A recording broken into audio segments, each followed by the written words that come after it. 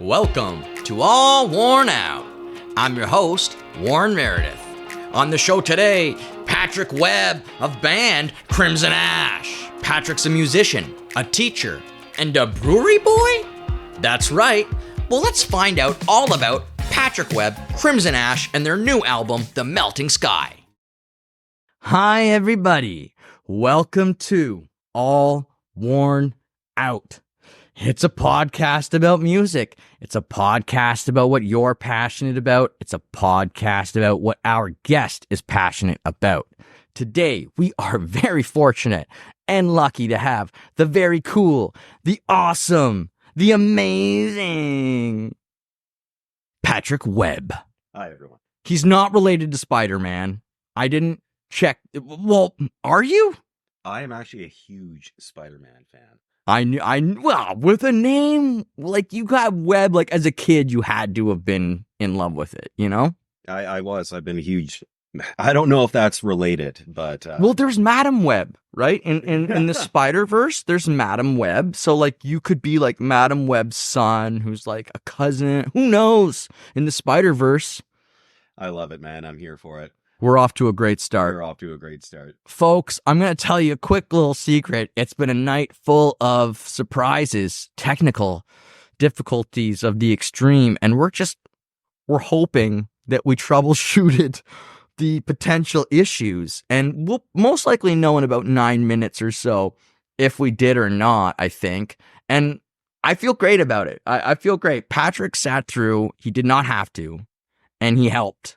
And thank you very much for doing that, Patrick. It's my pleasure. Yeah, to all our listeners out there, yeah, Warren and I already recorded about 20 minutes of this, and the computer died at 2 separate points. So we've had a real bonding experience here, I would say. Yeah, there's been some tense moments here. You know, Patrick saw me melt down a little bit, but that's okay. It's just because I care. It's because I care. All right, so we're back in the saddle again. Here we go. Patrick, you are a musician. And how long have you considered yourself a musician? I think I was around 11 or 12 years old when I started taking guitar lessons. Yeah. And you were born in Sault Ste. Marie? Yes, yeah. So I moved to Ottawa when I was 18, which is a long time ago. Let's say that. Oh, yeah. I know. I remember that time. You and me are the same age, Patrick. We don't have to tell the world, but yeah, we're 29, folks. So deal with it. Yeah. And so back in time in Sault Ste. Marie, can you remember the very first time you heard some kind of popular music that's still with you to this day? It's like a memory that's imprinted. The first time, maybe it was a first CD, maybe it was a song a parent showed you. Some kind of early musical memory. That's what I'm looking for. Oh, man, do I want to be honest about this? Yes. Oh, I think it was Reba McEntire. Yeah. See, I love this question. If people are honest, it's always like this. The other day someone said Backstreet Boys, and he was like not happy about it. And I was like, but there it is. And you know, like I'm okay with mine. Mine's La Bamba. But like I was 3 years old in like a crib, and I remember these older girls who were the babysitter's daughters, and they were like teenagers, and still at 3 years old, I was like, yeah, girls dancing, yeah, La Bamba. And that's the powerful memory, you know? Yeah. What can you remember of Reba McEntire? My family listened to a lot of like early 90s country. Well, it was the early 90s. So there was a lot of that 90s country thing going along at the time. And I just have a memory of being like singing lessons, and her song that's like She's in Love with a Boy was just stuck in my head. You and me both have moms that we watched sing grow up, it sounds like. And my mom also sang country music growing up. Big fan of all that stuff. My mom used to do, I think, a song, Strawberry Wine. Oh, yeah. And she used to do a lot of Patsy Cline was the older stuff she did. And then she got into the fairs and the competitions. Did your mom do any of that stuff? No, she wasn't a singer at all. I mean, she just did more for fun? Well, she would just sing around the house. Oh, okay. All right. But that was popular back then, too. Like I was saying yesterday's podcast, Shania Twain. I have memories of a lot of my friends' moms just walking around just singing Shania Twain songs, you know? Absolutely. Yes. I had an interesting experience. I was just home visiting my parents. Well, sorry, my mother's passed away, but I was visiting my dad. And Sorry to hear that. Oh, that's okay. Thanks, man. And my dad has a Spotify playlist. It's just like all of the music that he loves. And at one point he's like, well, Patrick, you don't really like country music, so is there a way for us to just get it off the playlist? And I'm like, oh, okay, well, I'll clone it, so we won't break what you have. And went through and yeah, like got rid of all like the early 90s country music, and instead it's playing things like Rod Stewart and Genesis and the Police and whatnot, and it became such a vibe listening to all this stuff. It was just interesting to see the lens of music that my family, that I grew up with my family, that did not include the 90s country music. And it was actually kind of eye-opening. And like there was a lot of like kind of moody, sad songs in there too. And I was like, huh, all right, maybe that's where I got it from. You know, it's interesting because I think that like there's different types of gingers that I've met in my life, and the strong like moody ginger, like I've met a few of them. We're an intense bunch. Yeah, we are. And like there was a guy I worked at Rideau Carlton Raceway back in the old days when I was like 19 or 20, who was a ginger, and he never smiled. Never. And he scared the crap out of me. I was like, I'm like, what, man? Like the darkness just touched you, didn't it? You know? And it's like, I guess some of us get bullied pretty bad or something. I don't know. Did you have to ever deal with bullies? Oh yeah. Yeah. Definitely. Yeah. Just because we're different a little bit. There is like a history of prejudice against people with red hair. It's obviously not the same as other people. Yeah. I'm not saying that. I know that. You know, like there's a stereotype of the redheaded stepchild, right? Like, oh yes, like, yes. That's not cool. Very true. That's old school too. Yeah, and leave us alone, guys. Yeah, we're gingers. We have souls. We got souls. There you go. We just went viral. That's it. Though. If we just screamed at this for another 40 minutes about having souls, we would go viral, and that's the sadness of the internet today, folks. Let's not do that. We're not going to, but you know, if we did. Okay. So you're also a music teacher. Mm-hmm. And you teach at Go Guitar. That's a mobile. Yeah, we're a mobile music school. Yeah, so I specialize in guitar. That's what I teach the most of, and it's the instrument that I'm the best at. But I've also taught beginner ukulele, piano, and bass. And I'm currently recording a student of mine, a rising star, in my home studio. So I'm pretty excited about that project too. It's cool, when you start to gain musical perspective. It's not something I've had. It's something that's growing. It's something that grows and grows and grows. But like I remember when I started, I had no outward perspective of what I looked like or what I was doing on stage or what was good or what was bad. It was so open to interpretation where the more I go, the more that channel is kind of closing in. So when you're teaching, what do you find is really difficult with these guys? Before we were talking in the previous recording, and you answered rhythm. I did. And I thought that was a really good answer. Is it just like, I wonder what it is, like why people are able to develop rhythm? I wonder if it's in a childhood thing. Like, it's always intrigued me. Some of it is pattern recognition. I will tell you that adult students have a harder time learning rhythm than children do. I teach all ages. My youngest student ever has been 5, and my oldest has been 70. So right now I have a good mix of kids, teenage students, which is great because that's when everyone falls in love with music, right? When we're teenagers, and adults as well. Like rhythm is really, it's half of music. Like that's one lens you could look at it through. Half of it is the notes and half of it is the rhythm. So yes. You could play any song, and if you remove the rhythm, it's just a string of notes. Correct. So it's really important for any teacher, I think, to drill in the rhythm from an early age, make sure that they understand what half notes are, quarter notes, eighth notes, and be able to find that pacing so that they're actually making music and not just playing a string of whatever. Yeah, when I was in theater school in Toronto and I was doing African dance, I remember the teacher. He was like 5 foot from the Caribbean, pure muscle. He was one of the dance instructors on the Lion King production in Toronto and different stuff of that level. So he knew what he was doing. He knew what he was talking about. But he was hardcore. And so we never ever danced to music track. We only ever danced to a djembe. And so this guy would come in, his name was Popcorn. That's the only way we knew him. And he played the djembe. Popcorn! He'd come in, start playing the djembe, and we'd start our exercises, and then we go into the dancing, which was like very old school African dance, very tribal, very cool. And so he would start on his lesson talking to us. And he would always talk about all music comes from Africa. And he'd say all music comes from the drums. And it doesn't matter. Jazz, ballet, tap, it all drives from the drums. Everything comes from that person tapping on a rock, smashing on the ground, tapping of the foot. It's always come from the drums. And it blew my mind at the time because we all kind of want to argue with him just for the fun sake of it. Of course. Because we're 20-year-old college kids. Yeah, and that's what you do. Right? Yeah. But he was like, no, I've been around long enough. It doesn't matter what you say to me. I know that it all comes from this one little drum, and that's why we're here doing it. So yeah, you're bang on that rhythm is it's fundamental in all music, dance, performing, whatever it is. Yeah. And it's really cool too. Rhythm's really cool.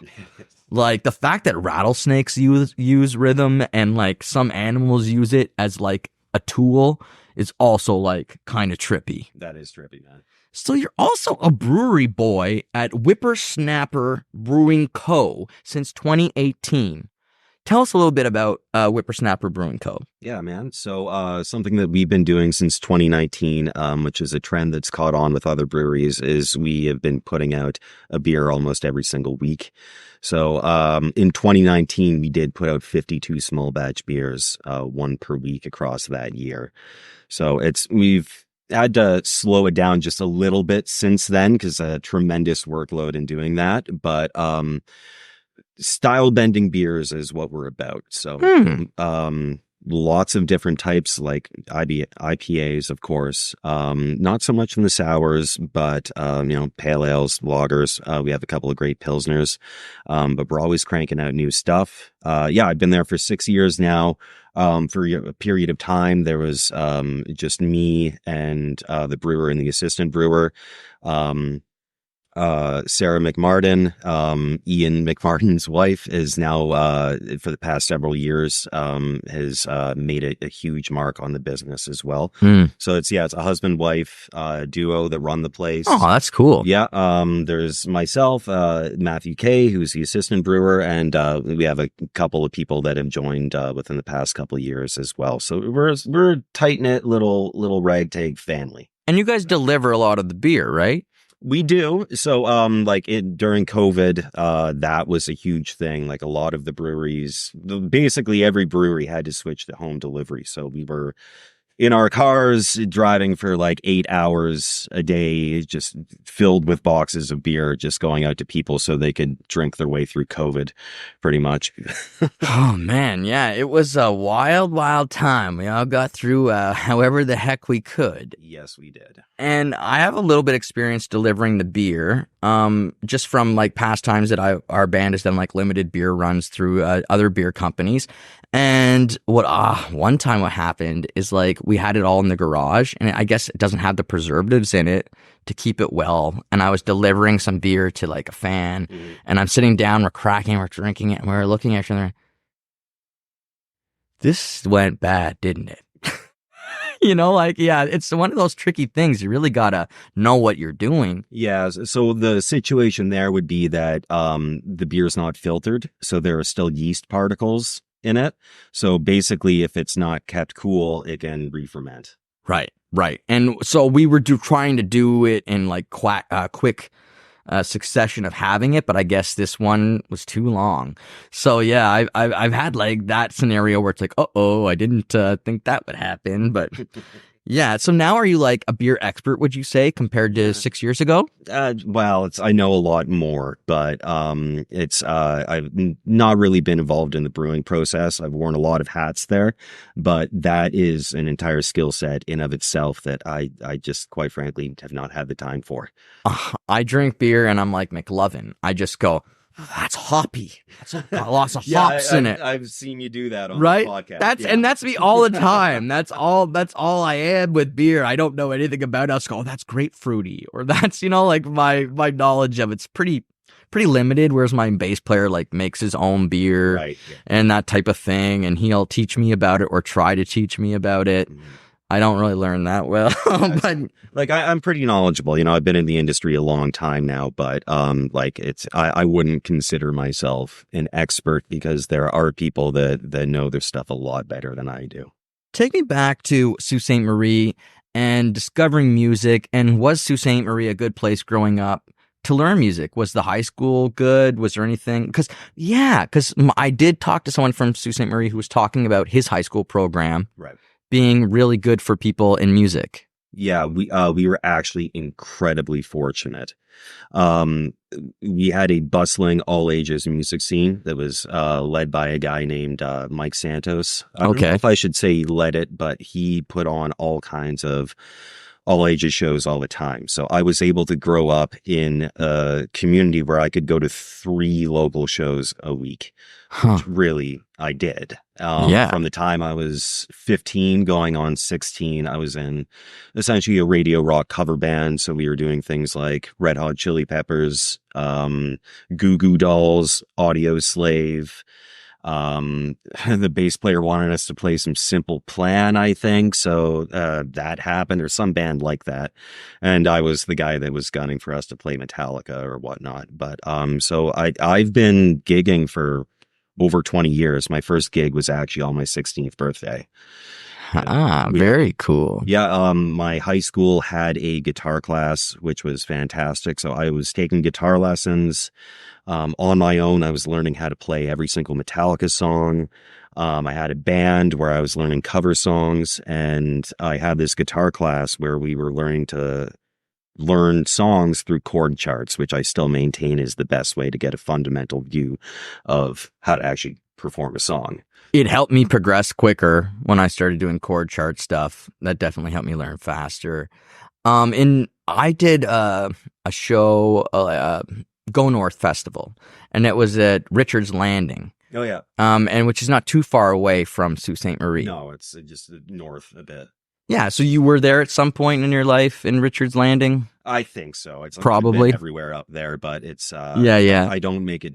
I make it home maybe twice a year now. Okay, it's a long ways from Ottawa. I hear you. It definitely was a long drive. We were also in Sudbury and North Bay on that trip. Yeah, and Sudbury was interesting, probably the most interesting because we were at the Colson, so it was like half strip club, half bar. And they're just like, there's an opening, just a free flow. Like there's just free flow, There's just one guy at the entrance way to the strip part of the bar, just to make sure that the youngsters who were opening for us, who are not old enough to be in the bar, could not go in. So, I mean, that was a great memory to have, and the bikers showing up and all that good stuff. North Bay, my guitarist thought it was haunted. They were scared the whole time. I don't know what their deal is, but they were seriously like, this place has bad vibes. I can feel like bad vibes, like bad things happen here. I'm like, bad things happen everywhere. Like, you guys are just messed in the head. You're just guitar players, like, frig. Were some substances involved in that, or with them? Probably. Okay. I won't throw them under the bus, but they're guitar players. We'll just leave it at that part, So you mentioned Metallica. Yeah. Metallica was a huge influence then. They were in my formative years. Yeah, it's I kind of grew out of that a bit by the time I was like 16, and I just started discovering bands like Tool or System of a Down.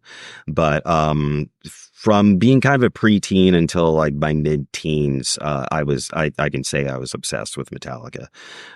So they are a bit in my DNA, and I'm fine with that. I could also say that bands like Pink Floyd or Nine Inch Nails are also part of that DNA. But yeah. Yeah, but you're mentioning there are bands that are part of a lot of people's DNA now, like you're saying, musical makeup. And with Metallica, I saw a post the other day, someone saying, like, can you believe that this was their only band? Like, they never were in a band before, Pretty much, and then like not really in a band after. You know, like Mustang's the one who of course had to go off and make Megadeth and all that stuff. Whether who's at fault, I'll never comment. You know, once you're in a band, it's so hard for me to fault any band for anything that they've done. Like, because relationships are so difficult.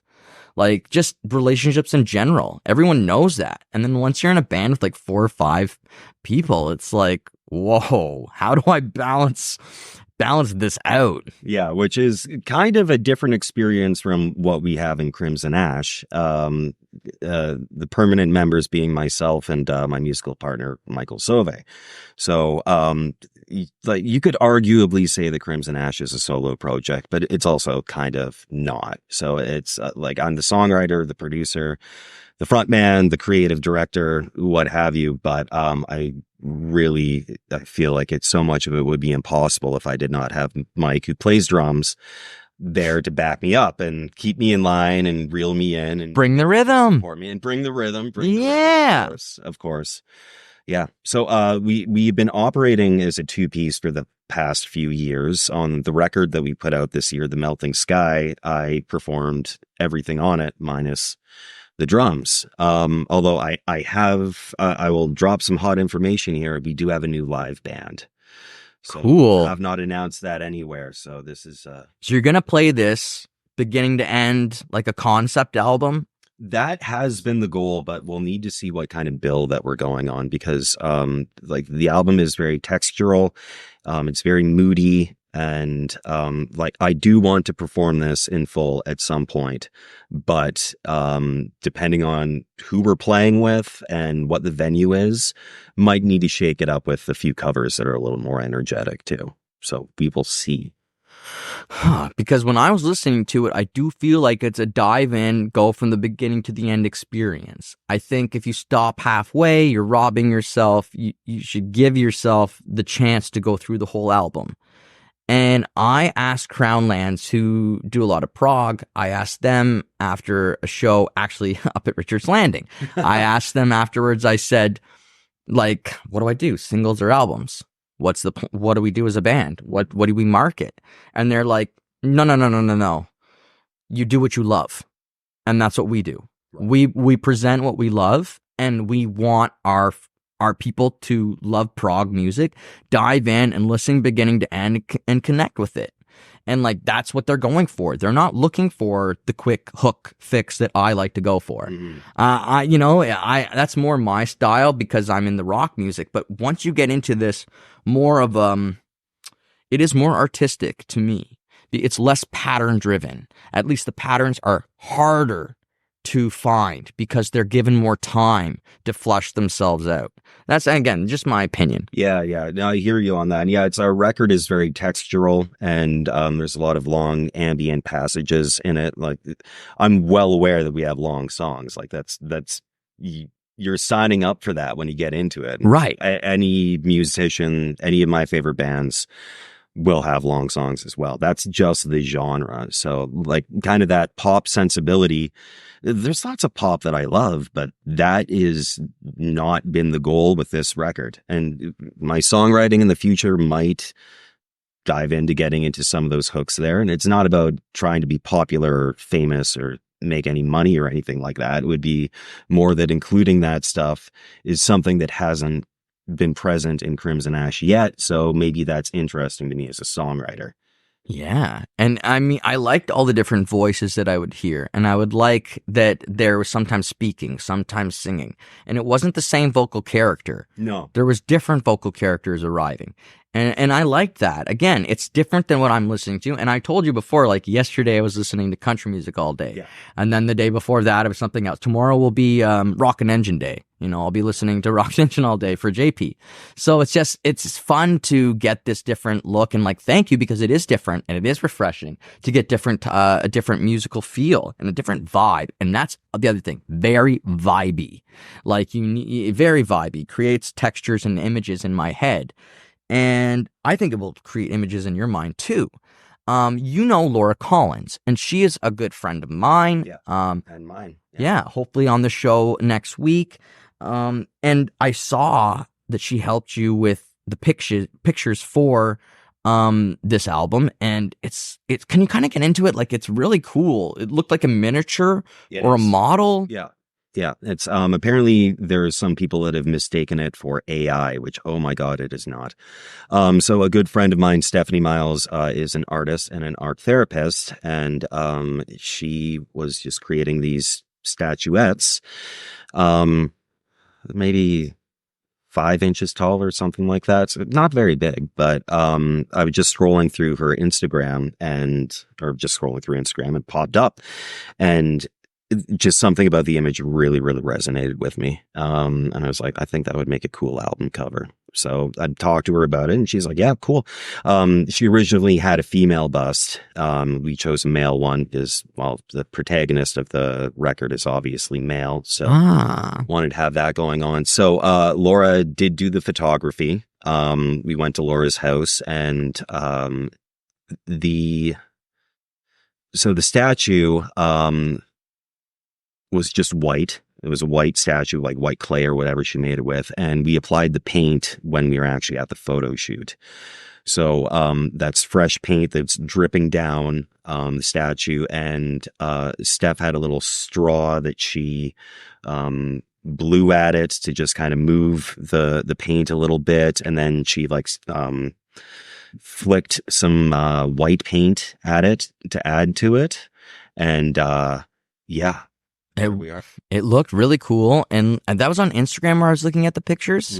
Okay, I'll put the link for Instagram and everything below, and you should go check it out, because I thought it was really cool, and it inspired me, because my idea of like doing the graphic imagery has always been so, I don't know, basic. I've always thought about hand to paper drawing, right? Or like clicking and whatever. I didn't think about the model side to it and how cool that was of an experience to watch the paint dripping down and how it became this this new artistic thing. It had a question for you. Like, what do you get out of that cover when you see that image? Like, what do you think?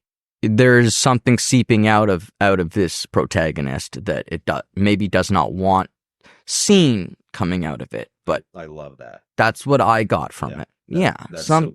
Something's coming out. It doesn't necessarily want it to come out, but there it is. That's kind of what I got. That's wonderful. I love that perspective. Yeah, and I like that your art is there for me to think about it like that. People, that's what it's supposed to do. That's what it's there for. Yeah, the physical component is incredibly important to me. And like, honestly, the record would have been out a year earlier if we weren't really making sure that we had a physical CD. We also got a large print artwork booklet, and we did the artwork and the liner notes properly. So like, you have all your vinyl records right here. I'm a huge vinyl collector. Yeah. Well, like, to me, it's incredibly important to present. Yeah, having a physical copy that you can actually hold in your hand, and even just the effort of going to a record store and spending your hard-earned money on something, you end up spending your time with that record rather than it just becoming some disposable thing on a playlist somewhere. See, what I was looking for here in my notes was, like, for the Melting Sky is your merch bundle. I thought was brilliant. This is another thing I think bands should take note of. If you're a young band or an old band or whatever, take a look at Patrick's merch bundle. I think you're onto something because you have the liner notes included. And I've had 7 or 8 guests out of 30 come on here and say that something they miss about music directly is liner notes. And the bonus extra things, the picture, the whatever you get with it. And yeah, a lot of people have told me that that's what they miss. And I agree. It's like it adds so much to it to have that. Yeah. One of those conversations that you keep having on your podcast is the singles versus albums thing. So I'm sure you can guess what camp I'm in. Well, I think it has to be because you're doing a concept. And it's interesting because for me, because the album I have up there behind me, that's my band's, our second album, I wrote it personally as a concept album. Whether anyone ever gets that or not, because it was not released that way. It was not promoted that way. Everything's promoted as a single, as a this or that. But me in my head, I've got this character, this protagonist, and everything is connected. And that's the way I was able to write and weave through it in my own mind. But it's not necessarily I wasn't going to present it that way. And what I would say is more so I have like sister songs. I've got like songs that I consider to be like sister ships, you know, you have like the Titanic and then you have out comes the Queen Mary or whatever. That's kind of the way I look at it. Like, I do like Ran Out of Money. And that to me was like the friend of Too Little Too Late, because it's too little too late. You've gambled and now you've lost and this and that. And they both songs kind of feed back into each other. And even musically, there's parts.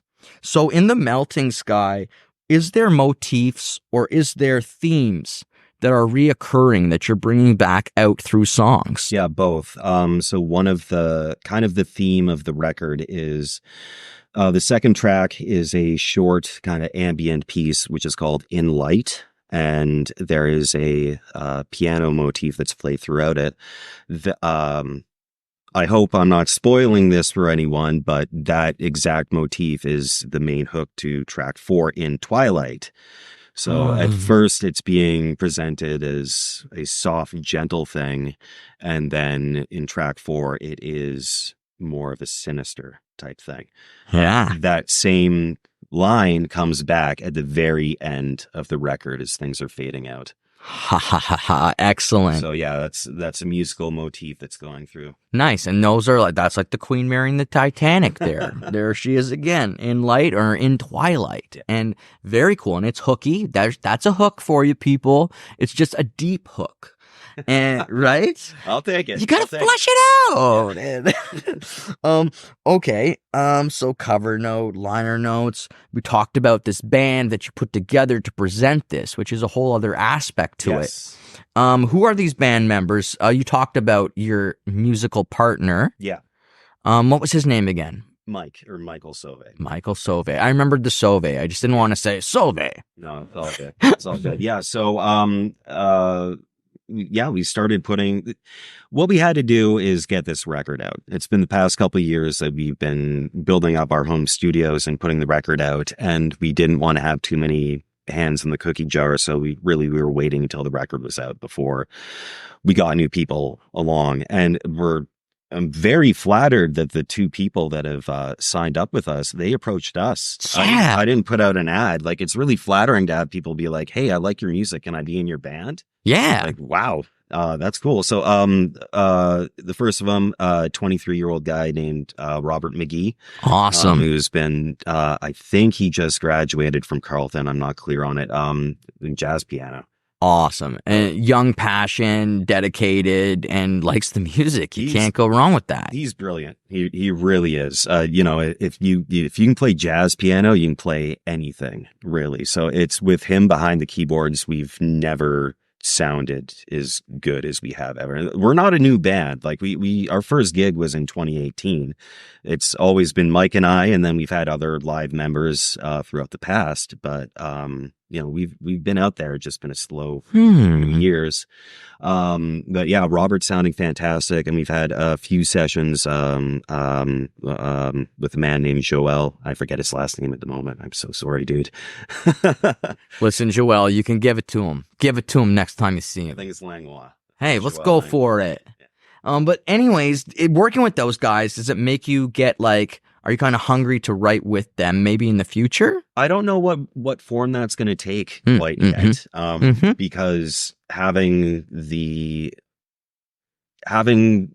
perspective of being a composer and getting to sit down and actually kind of plan everything out myself is a big part of the appeal of being in this project. So, like, really we'll have to see how things pan out.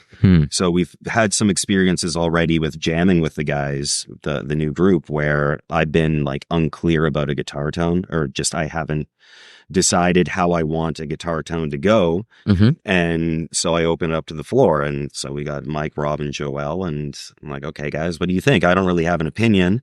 And Mike once suggested one way, and the two new guys have suggested the other way. I'm like, okay, well, you guys won out then, which is interesting to see because I'm not making a decision.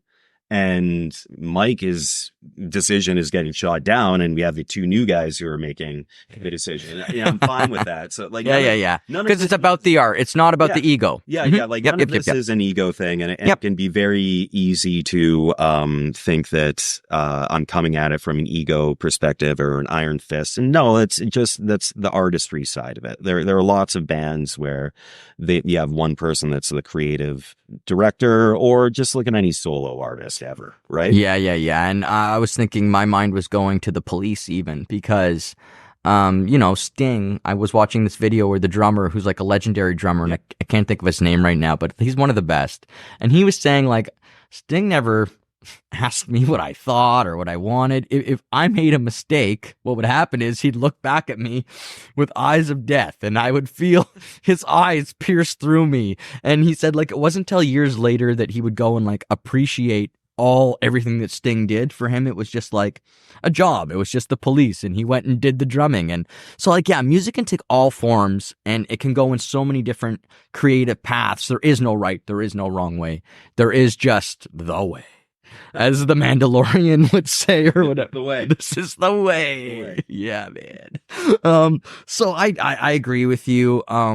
For me, I get a real thrill out of group improv, whether it doesn't matter what the performance method is, like whether it's music or theater. I love group improv, and I thrive off of it. And I write my best lyrics that way, in my opinion, when I'm in the space. And then so this is how music is so different. So you're like looking at it from like this above perspective, and you're like, we'll bring this in, we'll bring this in. Yeah. I'm going, okay, when I hear a riff, this is why guitars are the bane of my existence. When I hear a riff, it's like a green light or a red light goes off. Sometimes yellow, but most of the time it's green or red.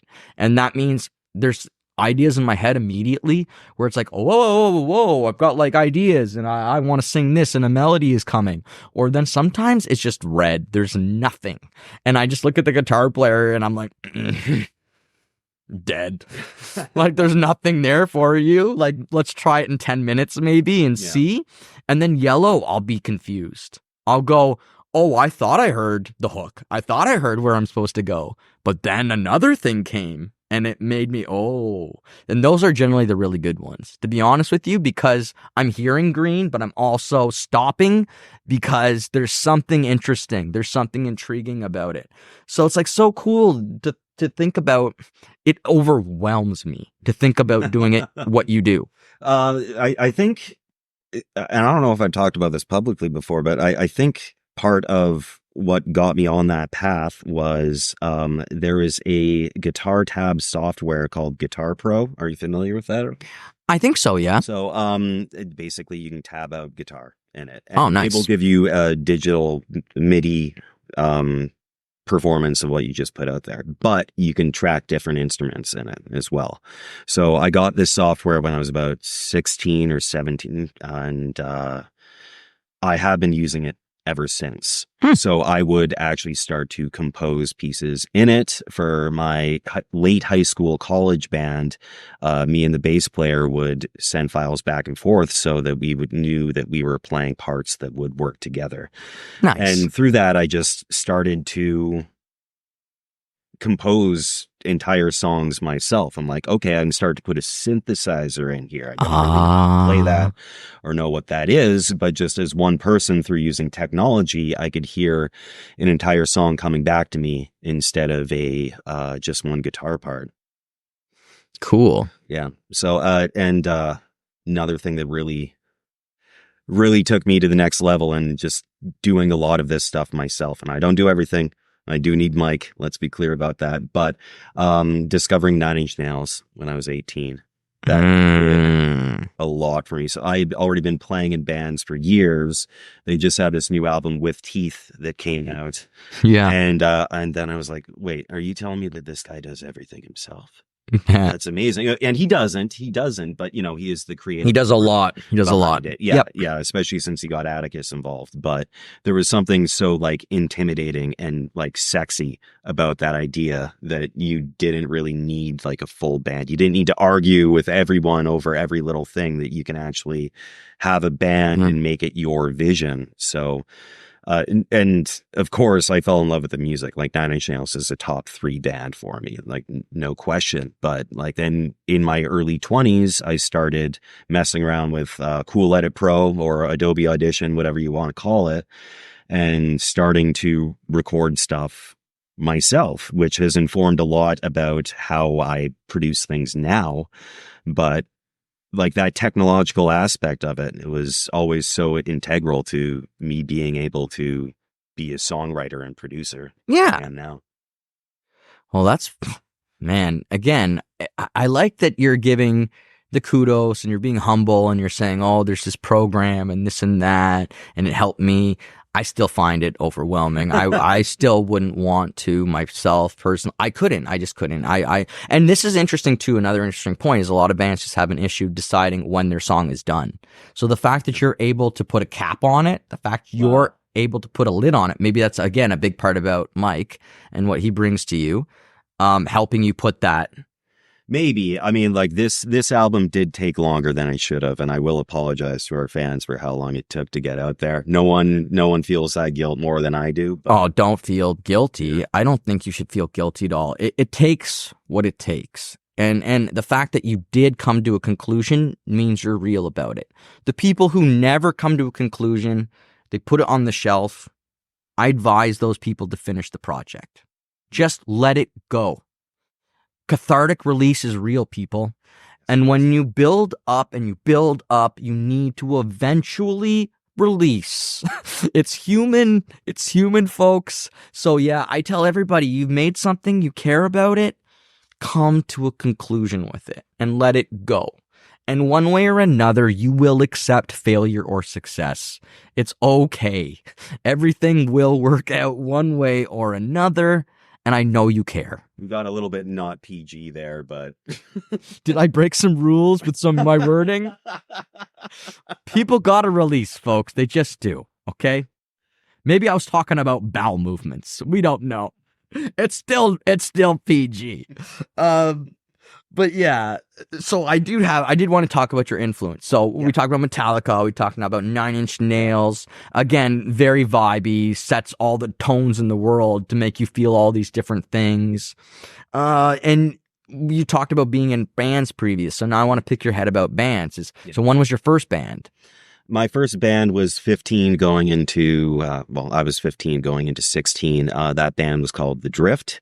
And I started off being the singer in it, but they decided I wasn't good enough. So it was, that was a thing that took a while to recover from. But I ended up being the guitar player, and I was the most serious person about my instrument in the band. So I did kind of become the de facto band leader, although I had kind of a different music taste from the rest of the group. So there was some conflict there, but we were teenagers. You were like 15, 16? Yeah. And that group disbanded when we were 17, I want to say. And then I joined another band with the same singer that I just had,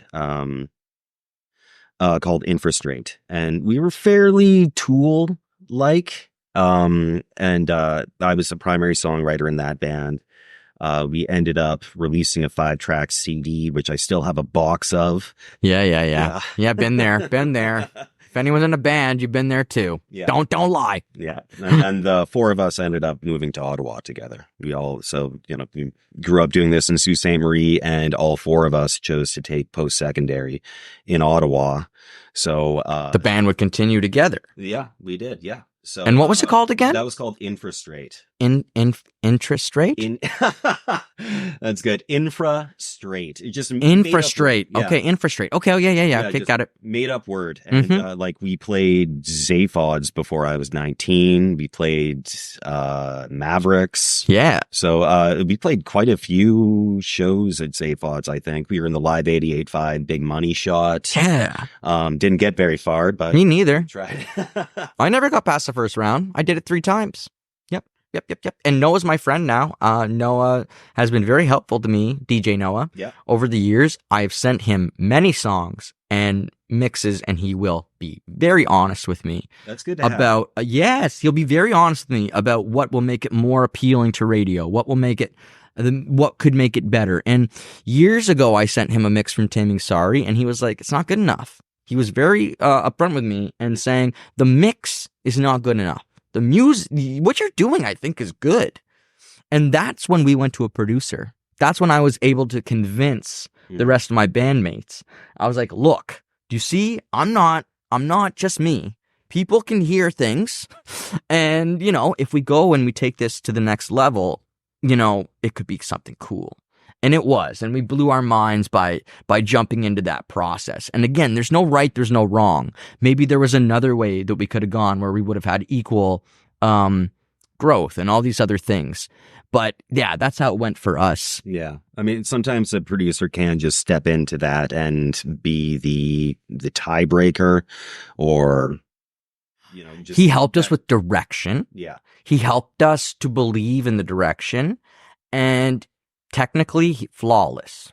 I've worked with many engineers, folks over the years. And I've seen many people use Pro Tools. And so when I watched this guy do Pro Tools and when I watched him working, I was like, you're not done yet. Go back. No, I'm done. I did everything. Because as he's going, he's doing all these with the mouse. Fast, right? And yeah, putting all the ups and the downs and all these different things into it. And he's done before I'm done, which makes me feel bad. But, also again, it's super fun recording in $1 million studio. If you've never done it, folks, you should just treat yourselves because it's so fun. SSL board, the Neumann mics, the Neve, all these little toys that make things sound like I got addicted to it. I didn't know anything about it, and I still don't. It's cool just being around that tech. Yeah, I've been. Oh, it is. Yeah, I've been in the Algonquin music program. Yeah, I've seen that stuff in there, and I just wanted to take pictures. Right. All the gear. I don't know what this does. I don't know what this does. This looks futuristic. And well, he was telling us cool stuff we used high watt amps, right, from 1978, and he was like, this is the same amp that Zeppelin used on Zeppelin 2. Right. And it's true. If you try and find one of these amps, good luck. You're gonna pay a lot for it. And it's because people want that distinctive tone. And even though you can buy tones today, you can buy all these things, it's not the same. And it definitely doesn't feel the same. Well, there's a big difference in feel there can be a big difference in feel between an actual amplifier or an amp sim. The way I see it is they're just tools at the end of the day. So our record is a blend of live amp and amp sims. But yeah, they just don't feel entirely the same. So you come here when you're 18, you're going to Algonquin. What are you going to college for? I went to Algonquin for professional writing. Professional writing. So, I did some freelance work for a while. There was a magazine in Ottawa called Upfront Ottawa. Mm-hmm. I reviewed some rock shows for.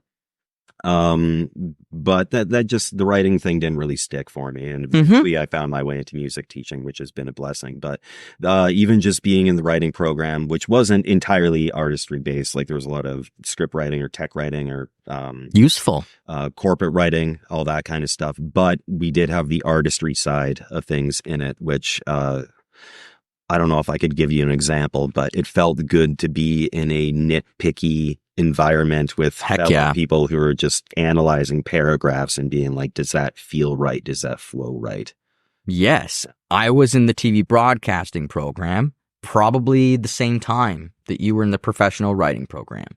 And what I loved is we did have one writing class, and it was I can't remember his name. I just remember Dan, and he was one of the writers for the Raccoons, which was one of my favorite TV shows growing up. And he was like one of the creators and writers of it. And so we had some of these really neat credits. And I remember him like bringing us in and being like, we're going to watch The Sopranos today, or we're going to do this, and just opening our minds up to different styles of writing and ways of doing it. And it was really cool. I mean, I that's a good program, I think, to have. No matter what, if you improve your writing, artistically, you win.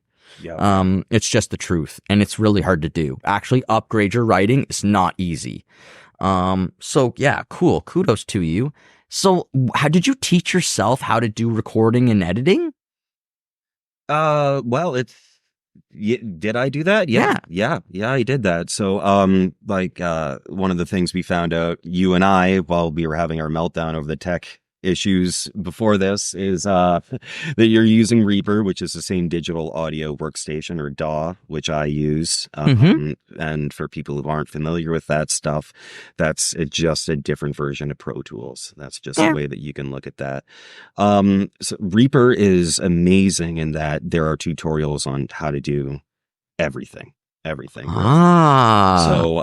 that had a big part in it, and then just spending tons of time. So the record that came out, we almost did this record twice, honestly. And like the first version of it was a demo record just to see how it sounded, just to see if we actually could do this. Really, those mixes still exist somewhere, and things are out of time, and there might be lyrics missing or whatever, but like that does exist. It's the concept work. Yeah. So I was on the Dog and Gus podcast. Great guys. Great guys. Love those guys. They asked me how long it took to make this record, and I said like 16 years. And that's really not true. So like the concept of the Melting Sky, I've had since I was in my early 20s. Some bare bones of those songs I did write in my early 20s, but they've evolved since then. Really, we've been making this record. The record's done. It's still weird to myself to think that, oh yeah, it's done. We put it out there. It's good, Patrick. It's okay. It is good. But where was I? Yeah, it's amazing that it's done. You always had the concept of the Melting Sky for all these years. Yeah. But this was just the time you finally bring it out. Yeah, well, in 2021 is like when it starts. COVID, and that's when actually starting to build the home studio and record this thing. That's more when it started. So it took about 2.5, 3 years to record the record. But yeah, the concept had been around for basically my entire adult life. It's a labor of love. It is. It's a passion project. Yeah. But I watch this channel and on YouTube, and then they do bad movies reviews, only bad movie reviews. And they call them I don't know. Basically, one guy makes a movie and he only makes it about himself. And he directs it, he produces it, he does all these different things. It's a vanity project. Mm-hmm. I don't get that from what you did. And I think that's a good thing. Okay. And the music and the art comes through, which is the most important thing. What I got from it most of all was the vibes you're trying to put off, the motifs you're trying to send off, those feelings and emotions are what I'm getting more so than Patrick Webb. And I think that's what you want. Yeah, well, we're trying to make something bigger than ourselves. Yeah. And that's a huge compliment. Thank you, Warren. Well, yeah. That is the goal. I think earlier you were mentioning that there are like different voices that I was using. Yeah. So yeah, I used to host an open mic night for 4 years, and I generally, when I cover something, I think that, I don't know why I do this, it's just who I am, but it's my voice will kind of mimic that of who the cover that I'm doing. Nice. So, and something that I was looking for in this album is, I think all of the songs have their own character. They all sound like Crimson Ash, but every one of those songs sounds a bit different. Like The Flame is more optimistic. Hope has kind of a Pink Floyd or Opeth type thing, and Twilight is a bit like Tool. Disappear was released in 2023. Other way around. Hope was 2023, and Disappear was in I thought. Oh no, you're right. No, Yeah, they were yeah, both yeah. 2023. Yeah. You had two pardon that me. came out in Yes. 2023. Yes, yeah, And I found that this one was more, Disappear was a little more, heavy. yeah, Yeah, a little, and also typical. I don't know if that's the right word. A little more poppy, a little more pop centric than the other ones. More easy to follow in that category. after the intro. Yeah. Exactly. Yeah, so we edited Hope down into a single version and to follow more of that pop song format of the verse chorus Yeah. thing. So Disappear has that too. Like really most of our songs do have that, but there will be like extended passages that are about groove. Yes. And ambiance. But yeah, Disappear definitely has kind of that vibe. That song actually was a bit of a hodgepodge of riffs. Mike and I were just jamming, and I had like a few orphaned riffs that were just sitting around, and we just did an improv jam, and I just tossed all those riffs together. I'm like, did I just crap out a song? And it's great when it happens that way. So we did like 4 more of those, and like I got a notepad and wrote the structure down. I'm like, okay, yeah, I think we just wrote a song. Hell yeah. It's so much fun when you get to that when that point stuff comes together. Yeah. So, it's like I do need to give Mike a credit as a songwriter on that one, because he was right there in the room jamming it out with me. So when you know that it's going to be a song, it is a great feeling. It is a really cool feeling to know, like, oh, I've grabbed onto something here. There's more. And as it comes, it's very euphoric. And I think that's what keeps us part of it. There's so many great things. Live performance, writing, recording, all the different stages, I think are also appealing to me. And I think to you too. Yeah. Well, we got to have some fun while we're doing it, right? Or get that artistic fulfillment. So the flame goes into the light. In light, yeah. In light. And then into hope. Yeah. Into in twilight. Disappear. The gatekeeper. The melting sky. That's it. Is there anything here where you're like, this one out of these is better than everything else to me?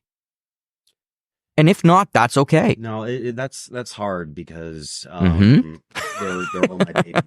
I know. Right? How I know. Yeah, that is hard. And trying to twist your arm. Yeah. I think I do have a soft spot for the gatekeeper. Yeah. Yeah. So the lyrics to that song started off as actually a poem. I was sitting down and I wrote, I had my journal and I had a nice ink pen, whatever. With a feather on it. And he dipped it. Yeah, well, that would be apropos, wouldn't it? But, and I wrote this out, and I don't exactly know where it came from, but I was like, okay, I can turn that into a song, and we were talking. It was one of my favorite that I listened to. It was one of my favorites, personally. Yeah, we were talking about this off camera, and mentioned that it's a harrowing song, and it definitely is. Like that is a sad song, but it's also kind of it's definitely the emotional climax of the record. And then the title track is almost an epilogue. Yeah. Oh, nice. Epilogue. Look at that. I like that. Okay.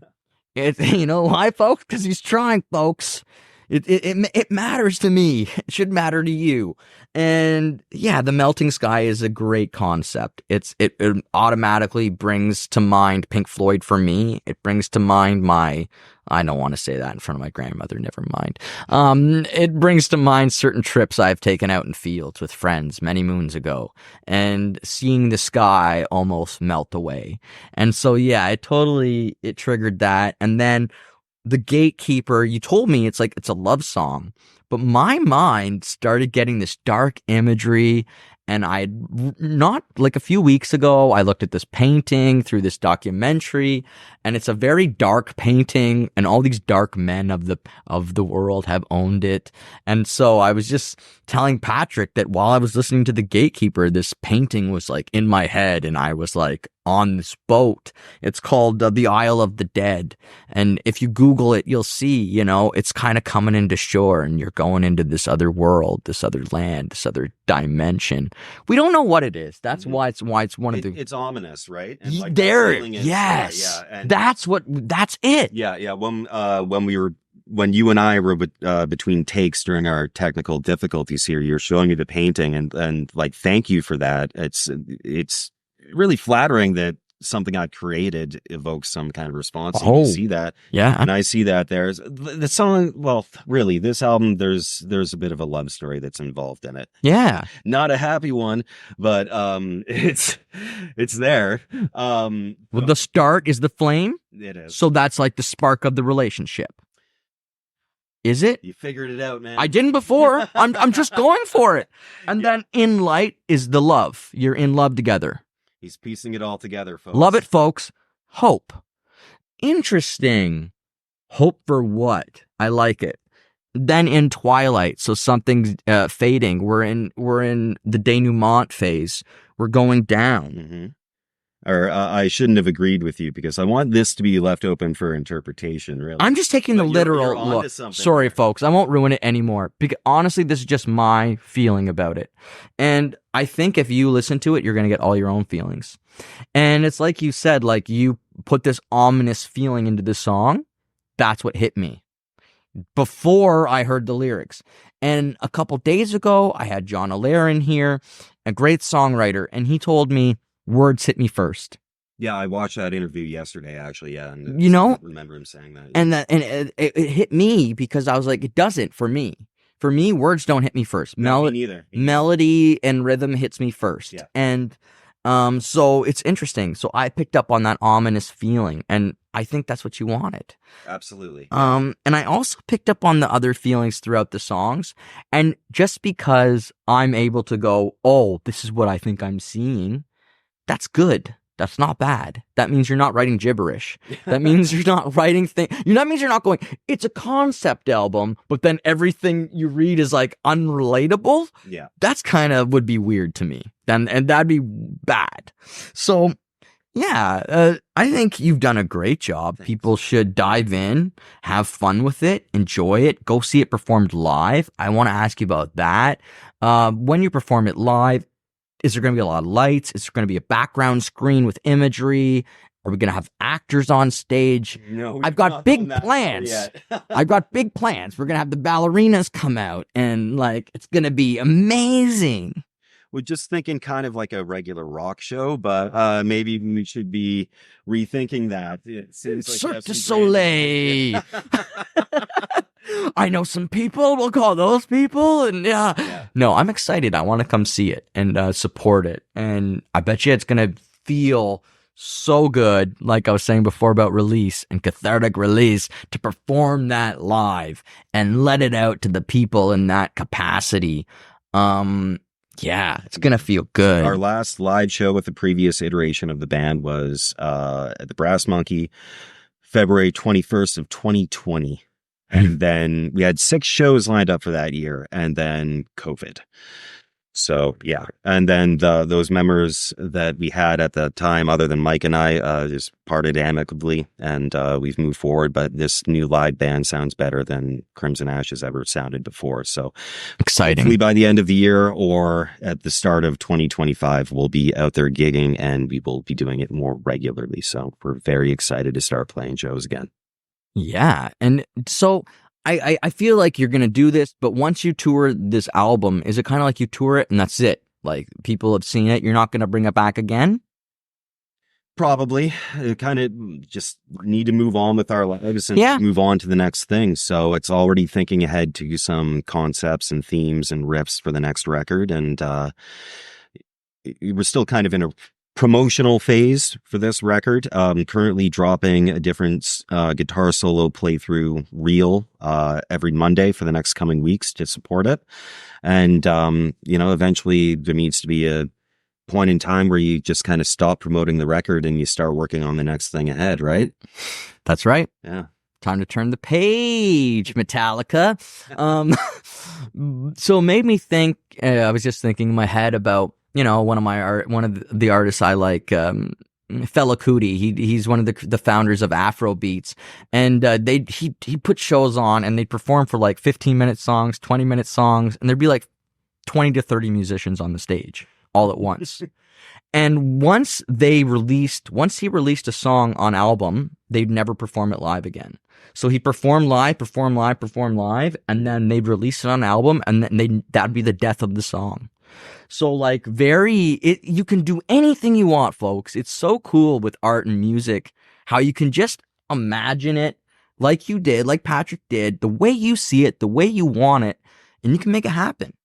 And it's easier if you're cool with people and you like collaborating, and if you like listening to ideas. I think it's easier. Maybe people like Picasso might disagree with me very much so, and he'd be right in his voice. Yeah. But try it, do it, and the worst that happens is it just doesn't come out the way you envisioned it. And I can tell you from my own experience, eventually you will. It'll more and more so. The things you want people to hear will start hitting them. And thank you to Patrick Webb today so much. Well, thanks for having me, man. It's been a pleasure. Honestly, one of the most patient, helpful gingers I've ever met. And most gingers, as I've told people on the podcast, I do not get along with because we have to share a group of people. And so that's where I'll end off on with you tonight is like, I would share a group of people with you, and I'm okay with that. Like if there was 8 or 9 other people in our group of friends, I would be all right with you being the other ginger. I'd feel confident that you weren't trying to like steal my thunder or push me out, so I'm happy. Like I made a ginger friend today. Man, that's just great. It's so rare for me. Like, honestly, folks, because we're so nutty. It's okay because I'm saying it about myself. Maybe that's all. It's just a big mirror. That's all it is. Yeah, thank you to Patrick. We had so many technical difficulties, but somehow we made it. What we did worked. Made it. Oh, my God. Thank you. My pleasure, dude. Thank you. Thank you for watching. And we're going to see you next time on All Worn Out. Bye, everybody.